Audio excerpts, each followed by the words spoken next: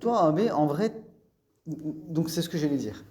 Je le refais pour Karim très rapidement et on commence. J'enregistre le cours pour Mumin Arabi qui est malade apparemment. Donc on va lui envoyer, lui aussi c'est un régulier à la base. On va quand même envoyer dans le groupe, c'est pas grave. Peut-être qu'il y en a certains qui voudront venir. Je récapitule très rapidement. Dorénavant, les lundis, on va faire cours théoriques, comme on faisait, ce qu'on a fait jusque maintenant.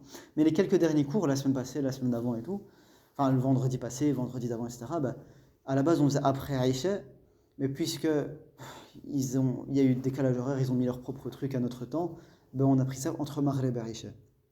Et on n'a pas pu faire. Parce que le temps il est trop court et on fait nos petits dals à côté et ça s'allonge beaucoup. Donc on va faire lundi et jeudi, Inch'Allah. Parce que c'est les cours. J'ai mis un audio dans le groupe, vous pouvez écouter de toute façon.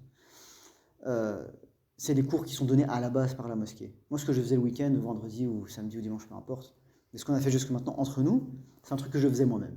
Maintenant, on va faire les cours officiels de la mosquée, si on n'a pas de problème, lundi et jeudi. Il n'y a rien de mieux que ce qui est officiel et déclaré. Subhanallah. Ça, la FBI, ça va? Vous êtes content aussi. Ça, exactement. Voilà, exactement. Ils entendent tout. Donc, alhamdoulilah. On est en paix, les gars. Du coup, les lundis, on va faire ce qu'on a fait jusque maintenant, les lundis dorénavant. Et l'équipe préfère entre Maghreb et Aïcha. Ça te convient généralement? Entre Maghreb et Aïcha, les lundis? Moi, j'arrive en retard. Parce que moi, je rentre. Donc, si on fait entre Maghreb et Aïcha, c'est comme maintenant. Je vais arriver comme maintenant. Ça va. Le truc, j'arrive vers 17h30 à la gare. Bah, c'est pas si grave, tu vois, on va commencer maintenant, mais ça va être de plus en plus tôt. Donc, toi, t'en as les lundis, après il y a ça. Il n'y a pas de souci. Ça va? Comme c'est les jeunes, je suis les jeunes, il n'y a pas de souci. Toi, les lundis, il y a moyen après Aïcha? Les lundis ou... Lundi? Ouais. C'est à quelle heure après Aïcha? 18h30. Après, direct après Aïcha, on fait 1 heure. Ou une demi-heure, tu vois.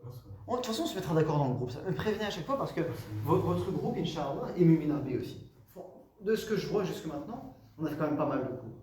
Et de ce que je vois, tu vois, celui qui a une voix très grave, qui s'assoit souvent avec nous là, les vendredis quand on faisait pas le cours, c'était souvent lui qui parlait. Il posait beaucoup de questions là. Oui, je sais. Soit. Celui qui me fait beaucoup de blagues, là. Ici on a mangé des dates, on a bu de l'oasis et tout. Celui qui était à côté de moi, âgé. Ah ouais. Tu vois? Ouais. Voilà. Lui, il est régulier aussi. Donc je crois que notre groupe qui sera continuel, ce sera votre groupe de 4, Inch'Allah. Et donc les lundis. Mais voilà, prévenez souvent, informez-moi. Ainsi, en fonction, on fera soit entre Maghreb et Aïcha, soit après Aïcha. C'est pas un problème pour moi. Dans les deux cas, il y a des avantages pour moi dans les deux cas, donc c'est pas grave. Mais les jeudis après Aïcha, tu peux? Les jeudis après Aïcha?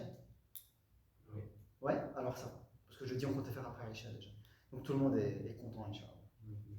Donc les lundis, je vais faire la suite de ce qu'on a fait jusqu'à maintenant, théorique. Donc jusqu'à maintenant, on a fait quoi? C'est quoi tajwid? 1 et 2.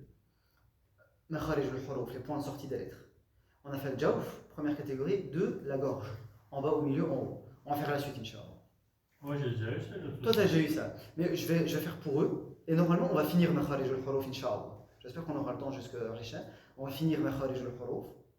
Et je vais rentrer dans les détails pour toi. Avec. Et si on n'a pas fini, c'est pas grave. Ça va, on continuera la prochaine fois. Mais je vais rentrer dans les détails pour toi. Ouais, vas-y, il n'y a pas de souci. Parce que je t'ai déjà dit, sans rentrer dans les détails, je t'ai déjà fait comprendre que j'ai freiné avec toi, que j'ai fait le cours. Je t'ai juste fait le cours en fait. Mais maintenant, je vais rentrer dans les détails parce que maintenant, il y a plein d'autres élèves, avec la baraka des autres élèves, et tu t'en sors, donc je ne vais pas vous le dire. Ça va? Bismillah. Donc on est arrivé au cours le deuxième cours. Deuxième cours qui est, comment je l'ai écrit?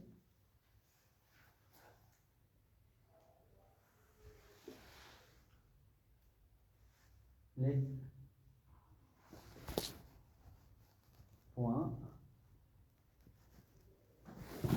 de sortie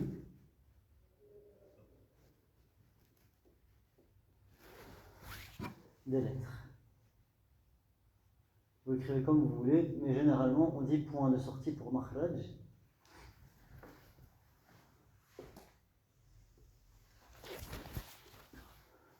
Donc les points de sortie, c'est makhraj.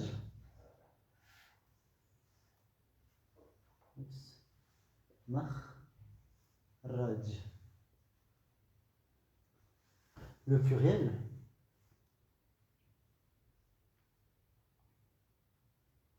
c'est ma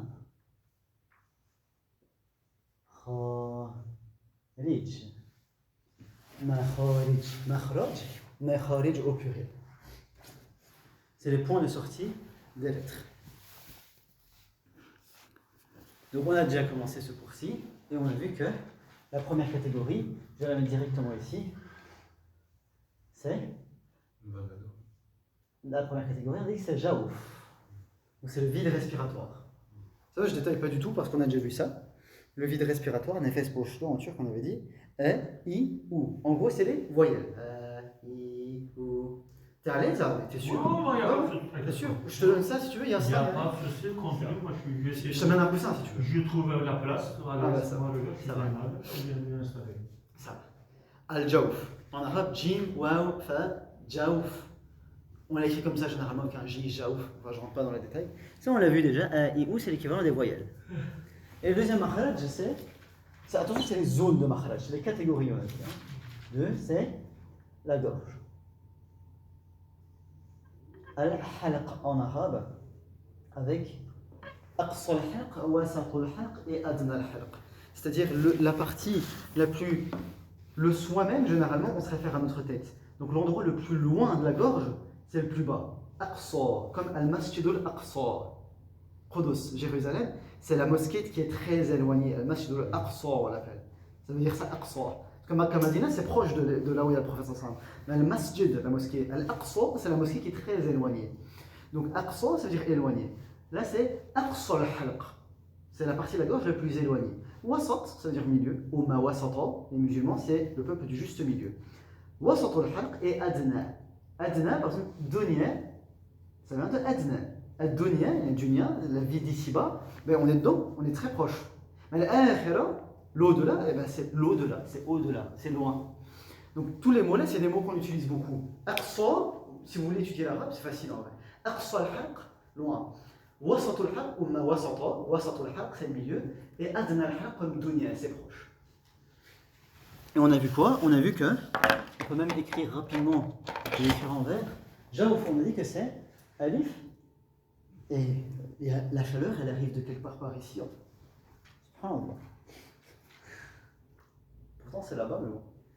Alif, A, I et OU. Attention, on a dit, c'est quand ces lettres n'ont pas de haraka. C'est pas A, I, OU, Ya, Yi, You, Wa, Wi, Wu. Non, alors là, ça va arriver après. Ça, c'est les voyelles. Donc les lettres, elles n'ont pas de haraka. Il y a une lettre avant avec haraka. Par exemple, je mets un ba avant, ça fait ba. Je mets un ba avant le ya, ça fait bi. Je mets un ba avant le waw, ça fait bou. J'en prie. On appelle ça comment, les lettres qui accompagnent votre lettre? Ces lettres-là, quoi? Ouais. Huruf al-mad. Les lettres de mad. Les lettres de prolongement. Mad, ça veut dire prolongement. Donc, ces lettres-là, elles vont revenir après. Mais dans la gorge, elles reviennent. Donc, je vais déjà écrire les lettres de la gorge aussi. On les a déjà vues, hein, donc je les écris rapidement. Dans la gorge, en haut de la gorge, on avait dit, il y a Hamza et Ha.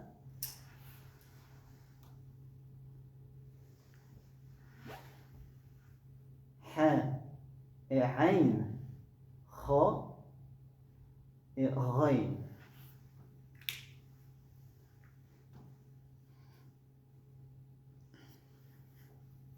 Donc là, par exemple, eh bien, ça et ça, on aurait tendance à penser que c'est la même chose.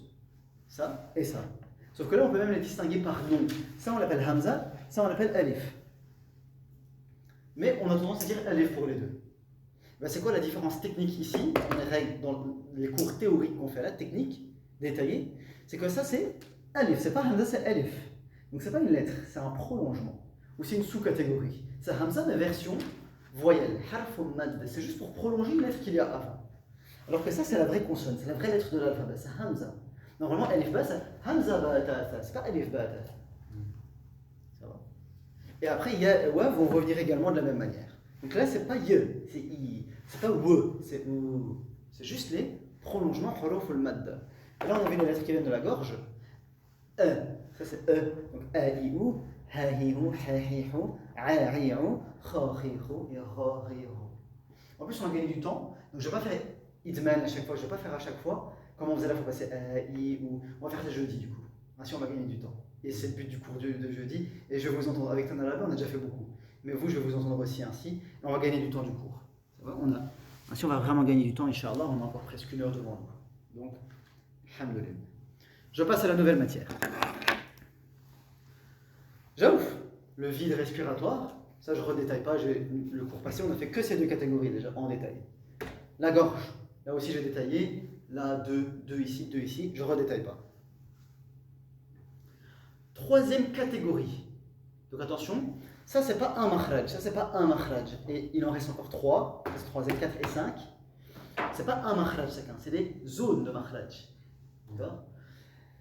Et dans la gorge, on a vu qu'il y a 3 makhraj. Ça c'est un makhraj, ça c'est un 2e makhraj et ça c'est le 3e makhraj. Aqsa al-halq c'est un makhraj, wasat al-halq c'est un makhraj, adna al-halq c'est un makhraj. Et ça, la gorge, donc al-halq en entier, toute la gorge, c'est une zone de makhraj. Un lieu de makhraj. Makhraj, c'est une zone. Avec ça, tous ces points-là, on les a déjà finis. Mais on va revoir des détails maintenant. Troisièmement, ici, cette 3e catégorie qu'on va voir, c'est la plus longue et la plus détaillée et la plus profonde. La plupart des lettres viennent d'ici. Pratiquement, environ 20 lettres viennent de là, sur 28. Donc, cette catégorie-là, ça va être le plus détaillé, Inch'Allah. Donc, ça va être le titre, la langue. La plupart des lettres viennent de la langue. Et globalement, la langue est l'intérieur de la bouche. Globalement, l'intérieur de la bouche, si ce n'est pas de la langue. Mais ils viennent tous de la langue. Avec un contact à un autre endroit de l'intérieur de la bouche. Donc ça, puisque je ne sais pas si on aura l'opportunité de faire 4e et 5e aussi. Je ne sais même pas si on pourra terminer le 3e, mais Inch'Allah, on va essayer. Je vais carrément le souligner ainsi, puisque c'est la nouvelle matière. La langue est l'intérieur de la bouche. Donc je commence directement avec la, comme on a vu la gorge, ça c'est une catégorie. Et dedans il y a 3 sous-catégories, 3 makhraj. Ici, première catégorie, donc je commence avec A.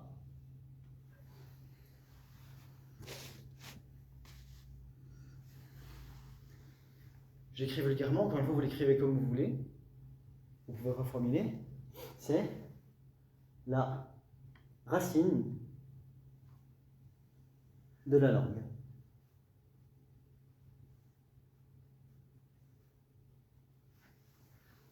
La racine de la langue. C'est-à-dire c'est la base de la langue, la souche, l'arrière. Donc la langue, si elle est ainsi, c'est tout derrière. Il y a une seule lettre qui sort de ce makhraj-ci, et c'est la lettre Qaf. Cette lettre-là, elle est proche de Rain et de Kha. Ra, Kha et Kha. C'est vraiment l'arrière de la bouche. Sauf que Ra et Kha, Rain et Kha, c'est plus le haut de la gorge.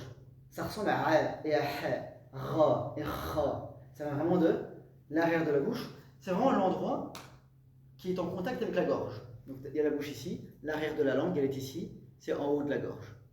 Donc ici, vraiment, là, en haut de la gorge, on a ces deux-là, et à l'arrière de la bouche, on a Ra. Donc à ne pas le prononcer comme un kaf. Également, autre détail important, et ça on va le détailler plus tard, mais c'est là qu'on rentre dans les prononciations polémiques. Parce que les lettres là, il n'y a aucune polémique. Il y a des gens qui les prononcent mal, et tout le monde sait qu'ils les prononcent mal. Et tout le monde sait c'est quoi la bonne prononciation, globalement, sans rentrer dans les détails. Et quand on parle à partir d'ici, et dans la bouche, en fait toutes les lettres de la bouche, c'est les lettres où on peut polémiquer un peu. C'est quoi la bonne prononciation? Et on entend des gens les prononcer de manière différente.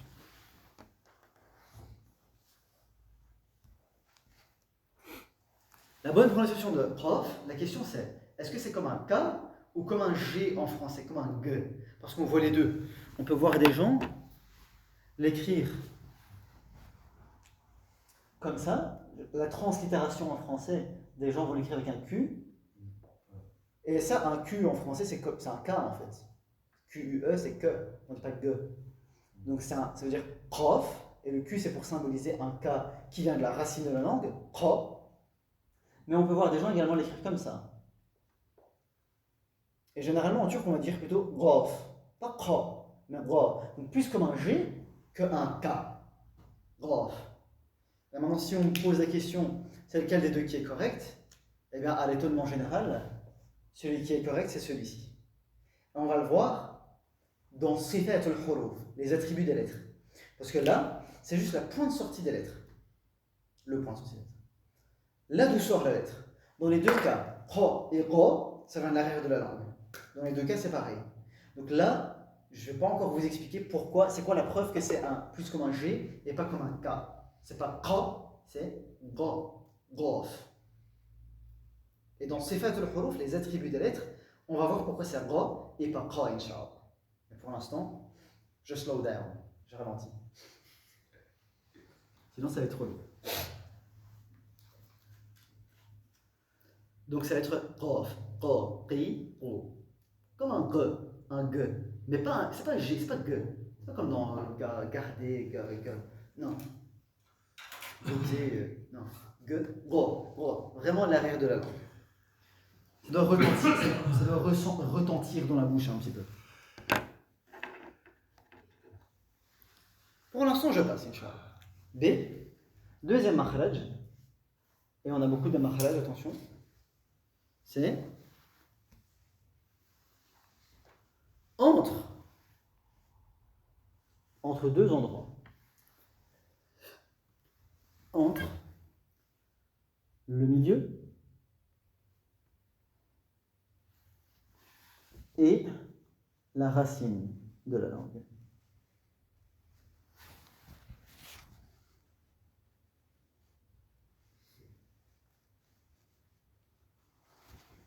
Et le temps que vous écrivez ça, je vais me permettre de faire quelque chose parce que ça me perturbe de cette heure.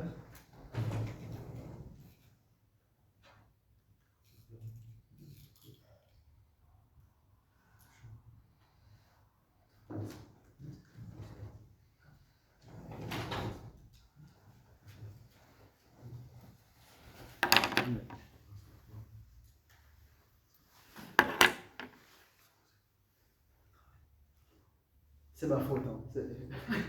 C'est la faute à personne, hein. C'était ma faute. Ouais, j'y ai pas. Merci. Pas de israf, Inch'Allah. Vous avez une idée sur la lettre qui sort par ici?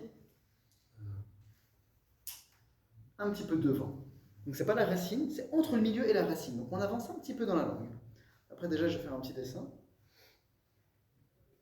C'est pas kef. C'est kaf, exactement. C'est kaf parce qu'on avance tout simplement un petit peu. C'est la lettre la plus proche de qaf. Kaf. Ici, on imagine que ceci représente la langue. Donc la langue, elle démarre par là et on va par ici. Elle est ainsi. Ça, c'est la racine de la langue. Donc ici, on a qaf. Tout derrière. Et si vous voulez, on le note, eh bien on a kha et rain qui viennent vraiment de derrière. Mais ça revient ici aussi. Qaf. On a le milieu de la langue qui est en plein milieu évidemment. Eh bien, là où kaf est, c'est ici. Là, on a kaf. Donc très important, kaf, ce n'est pas ké.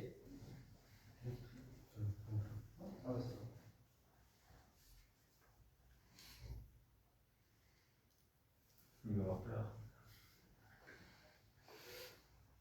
Kaf. Donc c'est pas ké. Ça, on en a parlé beaucoup, surtout en turc. En turc, le K, en fait, on ne dit pas vraiment K, on dit K. Donc quand vous faites K, d'accord, le son, ben, la flèche là, comme par hasard, elle représente exactement le K. Donc la K, un peu devant, K. un K. En français, le K, il est plus ou moins pareil aussi. Mais en turc, on a un phénomène qui s'appelle la palettisation. Donc le palais dans la bouche, c'est le toit de la bouche, mais puis le milieu. Donc là, c'est la langue. Eh bien, quand on dit qaf, eh bien, c'est la racine de la langue qui monte et on touche en haut. Mais en haut, derrière la bouche. Quand on dit kaf, pareil. C'est pas tout derrière, c'est là. Okay, pas le milieu, pas derrière, entre les deux. Donc presque la racine de la langue. Presque la racine de la langue. La racine un peu devant. On lève et on fait que. Mais en fait, en turc, on a un phénomène qui s'appelle la palettisation. Et le palais, ben, c'est au-dessus du milieu de la langue. Parce que le palais, c'est vraiment le milieu du toit de la bouche, du haut de la bouche. Le milieu. Le haut de la bouche, c'est ainsi, c'est là. Là, c'est le palais. Là, c'est la base, la racine. Et kaf, il doit arriver là. Mais là, c'est le palais puis le milieu. Eh bien, en turc, on a un phénomène qui s'appelle la palettisation. Donc, le kaf, hop, on le pousse là. Et au lieu de faire un K, on fait un K. Les sons palettisés ressemblent tous à un Y. On dirait un petit Y dedans. C'est pas un que. Il n'y a aucun Y là-dedans. En français, on dit K. Cartable. Copain. Que. Qui. Ka. Ku. Que. Mais en turc, on a tendance à dire, par exemple, bah, exemple, si vous dites ce mot-ci, c'est un mot arabe, donc ça tombe bien, et on dit beaucoup en français aussi. Ce mot-ci, kafir, d'accord? Et bien en arabe on dit kafir. En français, on va dire kafir, un kafir, kafir. Mais les Turcs, on va dire kafir, Et comme le K il est différent, kafir. Et bien attention, c'est pas K. Parce que je le dis à vous aussi, parce que même chez les jeunes en Belgique et en France, je commence à entendre des qui comme en turc aussi. D'accord? Donc la bonne prononciation française et arabe, c'est que un bon que, bien rempli, bien lourd, bien épais. Attention, on ne dit pas corps, hein. Ka, ki, ku, toujours. A, i, ou. Mais c'est un que, c'est pas un que. Ka. Ouais, ça sort bien. Au cas où je vous l'explique juste en détail, ainsi vous le savez. Vous avez déjà entendu, est-ce que vous avez déjà trouvé bizarre l'appel à la prière de beaucoup de Turcs? Quand ils disent Allahu? Non, ça vous dit rien? Ouais, les Turcs ils disent comment? Ekber, voilà, Ekber. Ah oui, oui. Allahu Ekber, Il vient bien en fait le kaf. Non, c'est pas ki, c'est que. Bien l'arrière. Allahu Akbar. Voilà, exactement. Bon, on a beaucoup. Mais t'en as remis déjà, cette lettre-là, il n'y avait pas de mal déjà à la base, mais je vais déjà expliquer ça. Allahu Akbar. Ah, et c'est des A, c'est pas des E. Pas Ekber. La fois passée, il y avait un frère algérien ici, un senior, et il se moquait d'un autre turc qui fait beaucoup l'appel à la prière, et il lui dit T'as une belle voix? Il dit, mais il a un fort accent, tu vois. T'as une belle voix? Mais tu dis Allahu Ikbar. Il lui disait ça, tu dis Ikbar. Parce que c'est Akbar, pas Ek, pas Ekbar. Akbar. Ça va? Donc le kaf, attention, kikou. La pratique, on le fera jeudi, Inch'Allah. J'ai pas envie de perdre trop de temps. On continue. Donc ici, attention, ça c'est plus comme un G et ça c'est plus comme un K. Ben, ça c'est déjà un K littéralement. Et ça c'est plus comme un G, mais pas n'importe quel G, un G de la racine de langue. Si ça vous paraît étrange, si vous me dites, ouais, moi les récitateurs, j'entends qu'ils disent pro, on en reparlera, Inch'Allah. On en reparlera. Parce qu'on entend beaucoup dire pro. Mais il y en a qui disent gros, il y en a qui le disent. Et on en reparlera, Inch'Allah. Juste pour vous soulager, j'ai juste envie de vous dire Ibn Khaldoun. Ibn Khaldoun, un grand savant, très très grand savant, un des plus grands historiens de l'histoire du musulman, il est considéré comme étant le père de la sociologie. Le père de la sociologie mondiale. Un des grands savants musulmans, Ibn Khaldoun, vraiment très très très très fort. Il a écrit Al-Muqaddimah, qui est un livre où il trace vraiment l'histoire de toutes les civilisations du monde, subhanallah. Ibn Khaldoun, très très fort. Selon lui, cette lettre-là, mais c'est un ge. Un ge comme en français, ge. Grave. Donc il y a irtilaf dans les lettres. Ça c'est juste une petite parenthèse. Il y a irtilaf sur la prononciation des lettres de la langue arabe. Il y a des gens qui disent non, ça se prononce autrement. Il y a irtilaf, subhanallah. Là je vous enseigne ce que dit qui Ibn al-Jazari, n'est-ce pas? Dans la présentation de Tajwid, Ibn al-Jazari. C'est l'autorité absolue. Donc on ne sort pas de l'avis majoritaire. Moi je ne vous enseigne pas des avis minoritaires. Je vous enseigne l'avis majoritaire, mais on voit que, là je vous enseigne ma théorie, Donc ça, je l'avais dit aussi, tout ce que j'écris là, c'est Ibn al-Jazari, c'est sa poésie, hein, c'est toujours Al-Muqaddimat al-Jazariya. C'est juste que je vous écris plus la poésie parce que c'est assez technique. Donc je vous écris directement la technique. D'accord? Mais là, quand je dis que c'est Ga et pas Qa, c'est le sujet des attributs des lettres. Sifat al-Huruf. Et c'est le troisième cours, Inch'Allah. Donc pour l'instant, je ne rentre pas dans les détails, donc pour l'instant, on laisse en suspens. Mais après, on va en parler en détail, Inch'Allah. C'est juste que j'ai pas envie de tout mélanger. Mais dites-vous qu'il y a carrément des irtilaf. Il y a carrément des gens qui disent Ga. Ga. Et Ibn Khaldoun, il dit vraiment. Et maintenant, jusqu'à présent, quand les gens ils prient, ça va venir arriver, ils disent Allahu Akbar. Ça va. On disait en général, on parle Allahu Akbar parce qu'on va, tu vas vers le turc, allez, on va dire, on va dire ça. On prononce toujours en turc Allahu Akbar. Ouais, mais comme on a vu dans le cours. Est-ce que notre prière n'est pas valable? Comme on a vu dans le cours de présentation de Tajwid, c'est que celui qui lit avec Tajwid, c'est celui qui s'entraîne à Tajwid. Donc si la personne fait de son mieux et fait des efforts, les actions sont en fonction des intentions. En revanche, c'est sûr qu'il y a un problème dans la ramal à ce moment-là, donc il peut faire mieux. Du coup, quand on dit prof, c'est pas bon. Prof. Parce que beaucoup de spectateurs médinois font prof à la place de. Grave. Mais ça, on va. Mais je vais en reparler, Inch'Allah. Mais comme je dis, ouais, tout comme. Il y a beaucoup de trucs à dire. Mais tu vois, quand. Oui, les Turcs, mais quand ils disent Ekber, ouais, les Turcs, vous dites Ekber. Ou bien, ils font des U. Enfin, ouais, ils disent des U quand ils récitent. Mais tout ça, c'est des erreurs que les Turcs font. Mais là, moi je le dis tout le temps. Là, les Arabes, les Arabes, ils sont pas super heureux dans l'arabe, il me semble. Et vraiment, la base, c'est la lecture du Coran. Pourquoi là, je donne un cours de tajwid et pas un cours de fiqh? C'est très important le fiqh aussi. Un cours de tafsir, le Coran, qu'est-ce qu'il nous dit? Ou de hadith. Pourquoi? Parce que c'est la base de la base. Et dans un sujet aussi basique, moi, je ne suis pas d'accord avec l'argument du les Arabes, c'est leur langue. L'arabe, c'est leur langue à eux. Donc c'est eux qui parlent mieux l'arabe que. Non, je ne suis pas du tout d'accord. Les Arabes, ils ont plein de dialectes. Et un dialecte, c'est évolué énormément. La langue française aujourd'hui, la langue française existe depuis des siècles, mais elle a énormément évolué. À l'époque, il y a des siècles, les R en français qu'on a aujourd'hui, c'était des R, ils les roulaient avec la pointe de la langue. Donc ça change énormément une langue. Même si on ne parle pas de dialecte, c'est le même français, c'est le français. D'accord? Ça porte pas un autre nom. Donc l'arabe, c'est des dialectes carrément. Et tu vas me dire qu'il n'y a pas des prononciations qui ont évolué? Donc même tous les pays arabes, ils ont des dialectes.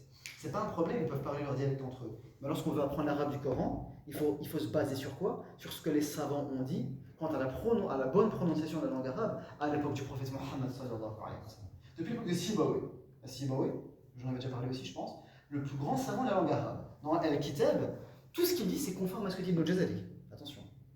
Par rapport à la bonne prononciation des lettres, aux sifat et aux makharij. Donc tout ce qu'on voit là, si vous n'êtes pas convaincu par Ibn al-Jazari, malgré qu'on a dit que c'est la plus grande référence, eh bien c'est conforme à ce que dit Sibawayh, le plus grand savant de la langue arabe, avec unanimité. Il est de l'époque de Salaf.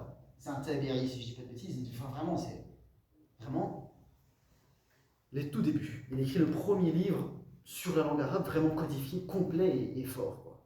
Et tout ce qu'il dit, c'est dedans. Je peux même vous sortir les références si vous voulez, Inch'Allah. Donc des fois, quand on est choqué par comment certains prononcent, eh bien, il faut se dire, il y en a d'autres qui prononcent. Donc en Turquie, on fait des trucs incorrectement, c'est vrai, mais on fait des trucs plus correctement que les autres aussi.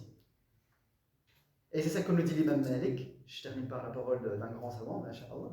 Il dit, tout le monde a du bien et du mauvais. Tout le monde sans exception. Ils ont des bonnes et des mauvaises paroles, ou des bons et des mauvais côtés. Prenez ce qu'il y a de bien.